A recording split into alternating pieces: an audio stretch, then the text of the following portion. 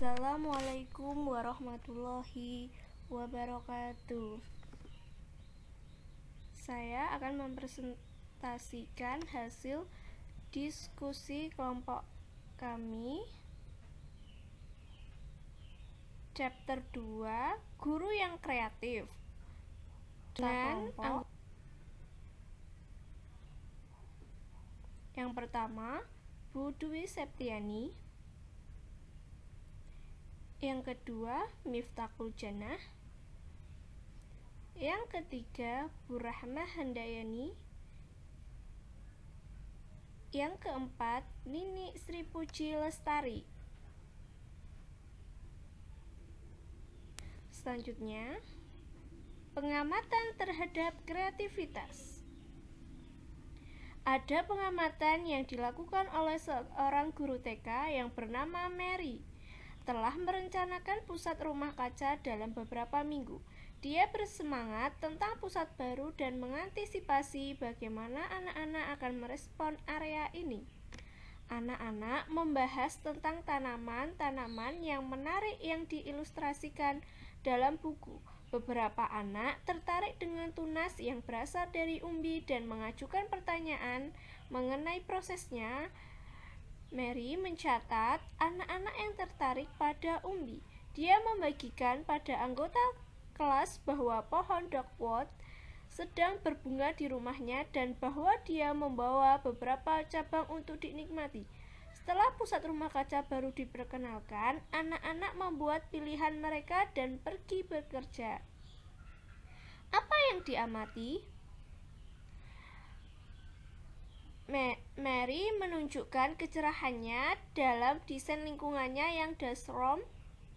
Ia menambahkan pusat yang unik ke dalam kelasnya, membuat alat-alat peraga yang menarik dan menambahkan benda-benda indah. Cara berpikir yang lentuk memungkinkan dia untuk memadukan rencananya dan minat yang muncul dari anak-anak, mengamati permainan yang sedang berlangsung dan memikirkan cara-cara untuk memperluas atau memperkaya kegiatan dengan alat peraga. Nah, selanjutnya itu untuk guru anak usia dini. Guru anak usia dini adalah elemen terpenting dalam menjadikan kelas sebagai tempat belajar yang menakjubkan. Pusat pengembangan kreativitas terjadi saat guru yang menyadari bahwa kreativitas tidak didefinisikan secara sempit sebagai program seni atau musik, tetapi jauh lebih luas dan dapat dipelihara di setiap pembelajaran. Kreativitas bisa terjadi sewaktu anak-anak misalnya menggunakan gulungan handuk untuk membangun istana, atau sewaktu mereka memilih alat musik untuk mengiringi cerita yang mereka ceritakan. Guru tidak dapat membuat anak-anak kreatif, namun guru dapat menyediakan ruang kelas yang mencakup bahan-bahan memelihara kemampuan unik anak. Para guru menggunakan pendekatan yang lebih kreatif untuk memfasilitasi pembelajaran dengan generasi yang baru. Guru bisa kreatif. Untuk meningkatkan kreativitas dalam diri orang lain, kita harus kreatif sendiri. Kebanyakan guru pada masa kanak-kanak sangat kreatif, meskipun mereka sendiri mungkin tidak mengenali kemampuan ini. Mereka sendiri tidak menganggap diri mereka sebagai orang kreatif. Misalnya, pada hari-hari biasa, seorang guru masa kanak-kanak itu akan memilih buku yang pantas untuk dibaca selama waktu kelompok, merencanakan kegiatan tidak lanjut yang menarik, menambahkan benda-benda baru untuk bermain di tengah-tengah, dan memusatkan pekerjaan yang akan disertakan dalam portofolio anak. Semua kegiatan ini memerlukan pemikiran kreatif, fleksibel, dan pengelompokan. Jalan menuju kreatif yang dipandu oleh anak-anak muda. Bagaimana sih kualitas sesuai dengan sikap Anda tentang diri sendiri dan kehidupan? Nah, yang pertama itu menikmati momen ini. Kualitas yang luar biasa yang melekat pada anak-anak kecil, merekam, memusatkan pada apa mereka lakukan dan fokuskan pada situasi yang mendesak. Yang kedua, penerimaan dunia. Anak-anak luar biasa gesit dan memiliki kemampuan untuk mengambil apapun yang mereka inginkan. Yang ketiga, sensitivitas terhadap dunia di sekitarmu. Maksudnya itu anak-anak kecil senang dan bermain pada benda-benda terkecil di dunia mereka, daun di tanah atau batu di trotoar. Yang keempat, kebahagiaan, tawa dan senyum. Di sini anak-anak kan biasanya bahagia, terkadang konyol, membuat lelucon dan tertawa. Kelima, perilaku bermain. Maksudnya itu anak-anak kecil bermain dengan ide dan eksperimen dengan materi. Hal ini sangat menyenangkan dan ide-ide kreatif akan mengalir. Keenam, pikirkan Anda kreatif. Orang yang kreatif mengira bahwa mereka kreatif. Ketujuh, hadiah individualitas. Maksudnya itu perhatikan gagasan-gagasan kreatif dan individu yang unik, apa yang istimewa dari tindakan-tindakan yang dia lakukan. Kedelapan, ambil resiko. Anak-anak kecil sangat sedikit takut mencoba pengalaman baru dengan sedikit kekhawatiran tentang kemungkinan kegagalan. Mengalami resiko ini akan merangsang pemikiran kreatif Anda, memperluas minat, memungkinkan menjelajahi bidang-bidang yang baru. Karakteristik guru yang kreatif. Nah, yang pertama itu percaya diri, yang kedua bersedia mencoba ide-ide baru, ketiga berminat akan banyak hal, keempat fleksibel, kelima khawatir pada perasaan anak, keenam menghargai hal-hal indah, ketujuh memiliki selera humor, kedelapan mencerminkan pada tindakannya, kesembilan memiliki banyak ide, kesepuluh memungkinkan sedikit tindakan teratur. 11 pembelajaran seumur hidup. 12 menyukai hal-hal baru dan pengalaman. 13 tidak terganggu oleh perubahan. 14 pantang menyerah. 15 senang bekerja dengan anak-anak. Membangun kepercayaan. Nah, sikap kepercayaan guru sangat penting untuk mengembangkan kreativitas. Dia percaya bahwa anak-anak dapat memilih kegiatan yang akan menarik dan melibatkan mereka. Guru percaya bahwa anak-anak berperan serta dalam kegiatan ini tanpa banyak orang dewasa. Guru melihat anak-anak di kelas mampu dan menanggapi dengan menjadi kompeten. Sikap mendukung ini diperlihatkan ketika guru mengajar. Orang yang peduli. Guru yang efektif memiliki kehangatan dan empati yang lebih dari guru yang tidak efektif. Guru yang efektif lebih memiliki keinginan kuat untuk membangun dan membantu anak-anak belajar untuk mandiri dan mampu melakukan segala sesuatu sendiri. Lebih terlibat dalam kegiatan yang bermakna dan mencapai lebih banyak. Komunikasi. Guru yang kreatif berkomunikasi kepada anak-anak bahwa mereka dapat mencoba hal-hal baru dan bahwa pekerjaan yang tidak lazim dihargai. Anak-anak dapat dibantu untuk menuangkan gagasan mereka ke dalam kata-kata. Selanjutnya, suasana kelas. Nah, anak-anak itu mendapatkan manfaat dari suasana yang santai dan berdasarkan rasa hormat. Suasana kelas mengkomunikasikan kepada anak-anak bahwa tidak apa-apa mengambil resiko atau membuat kesalahan. Oleh karena itu, suasana perlu memberikan kesempatan kepada anak untuk memberikan perilaku sendiri dan membuat pilihan. Lingkungan yang kreatif. Lingkungan masa kanak-kanak memiliki peranan penting untuk membatasi atau menghambat kreativitas anak-anak.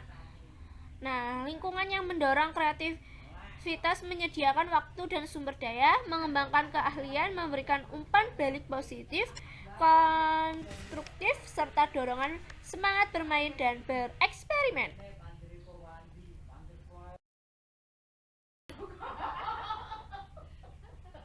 Menilai kreativitas. Untuk menunjukkan guru masa kanak-kanak dapat mendorong kreativitas, yaitu dengan guru mengakui kontribusi individu anak untuk gagasan atau produk yang dihasilkan anak. Guru memfasilitasi anak dalam mengembangkan gagasan yang ada dalam benaknya meskipun itu konyol dan melampaui batas. Membuat kesalahan. Selama proses pengembangan kreativitas, anak seringkali adanya kesalahan, pengulangan, dan kegagalan. Di sini tugas guru yaitu sebagai guru yang inovatif harus mampu membantu anak-anak untuk memahami bahwa kesalahan atau kecelakaan dapat terjadi dan kita harus dapat menerima serta memanfaatkannya. Suasana pemikiran bersama dan interaktif. Guru memahami serta memberikan pemahaman kepada anak bahwa mereka dapat belajar dari orang lain dan bekerja sama dapat memperluas pemikiran mereka sendiri. Sebagai contoh itu kayak gagasan yang luar biasa datang dari buku yang bermanfaat setelah kita belajar dari orang lain juga. Menghargai perbedaan. Di setiap ruang kelas ada berbagai kemampuan dan bakat. Anak-anak bisa kurang maju, lebih maju, atau dari perspektif yang sama sekali berbeda.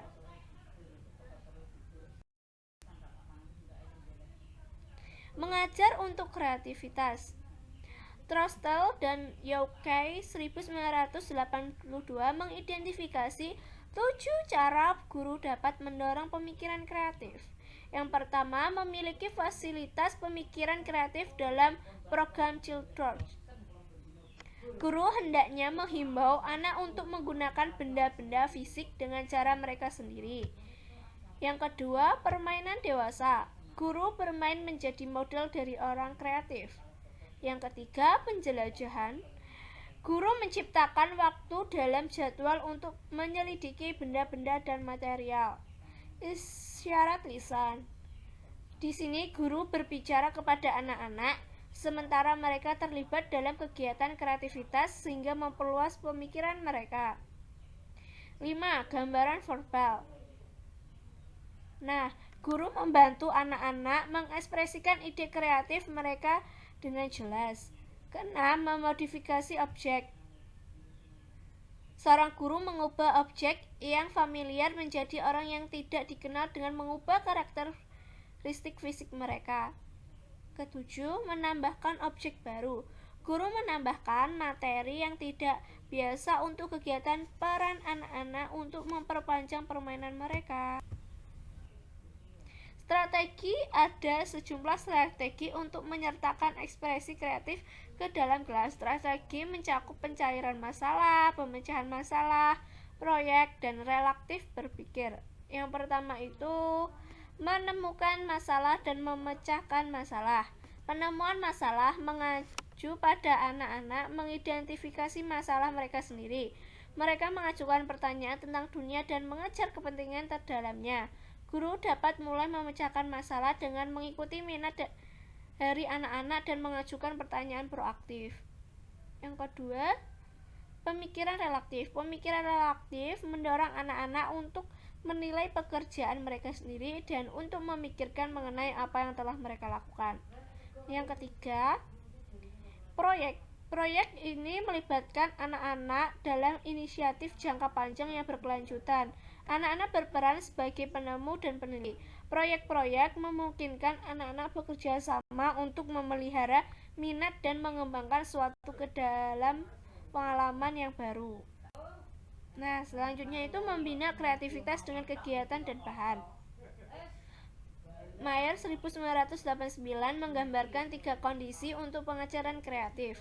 Yang pertama itu bahan harus menjadi syarat untuk pengajaran kreatif. Yang kedua, anak-anak harus secara aktif terlibat dalam proses pembelajaran.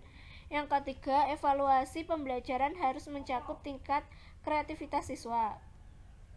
Kegiatan yang didasarkan atas minat anak-anak menghasilkan kreativitas.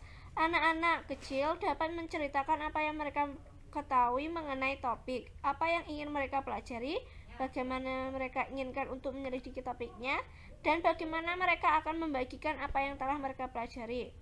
Nah, contohnya itu ketika seorang anak membawa sebuah bahan alam atau buku baru yang dibawa ke sekolah dapat menyebabkan anak-anak lain menjadi berminat dan ingin tahu. Kegiatan terbuka.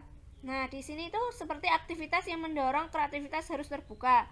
Ketimbang memberi suatu model atau menceritakan bagaimana seharusnya produk itu berilah anak-anak kendali jujur atas memutuskan bahan apa yang ingin mereka gunakan dan seperti apakah bagaimana mereka akan mendekati produk. Nah, contoh kegiatan terbuka, anak dapat menentukan apakah blok akan menjadi garasi, gedung, pencakar langit, atau jalan menuju pusat penata geraha. Sebuah kegiatan seni yang menyediakan beragam materi dapat mengilhami gagasan dari karya asli. Ketersediaan materi yang beragam menyediakan pilihan yang memungkinkan setiap anak untuk menciptakan apa yang diinginkan. Waktu fleksibel, anak-anak yang membutuhkan waktu untuk pekerjaan, penyelidikan, dan diskusi yang tidak terputus. Jadwal yang fleksibel dan blok waktu yang longgar memungkinkan anak-anak untuk melihat konsep baru atau membuat ekstensi. Bahan dan kreativitas terbuka. Elemen kunci yang diperlukan untuk mengembangkan ekspresi kreatif adalah ketersediaan bahan terbuka seperti tanah liat, cat, alat menggambar, dan berbagai bahan bangunan. Sumber daya yang dapat digunakan kembali yang belum pernah dialami anak-anak, menyediakan bahan yang dapat digunakan dalam seni permainan dan konstruksi. Lingkungan fisik. Lingkungan fisik kelas dapat memiliki dampak yang luar biasa pada tindakan kreatif anak-anak. Ruang kelas harus sedap dipandang dengan unsur-unsur menarik yang termasuk untuk dinikmati anak-anak. Pusat pembelajaran atau berisikan area-area yang memungkinkan beberapa anak untuk berinteraksi secara sering, membantu kegiatan mereka, dan dengan bekerja sama membawa permainan tersebut sehingga selesai. Harus ada banyak contoh pekerjaan anak-anak di seluruh ruangan. Contoh-contoh ini mencerminkan kreasi individu dari anak-anak yang bekerja di ruangan ini.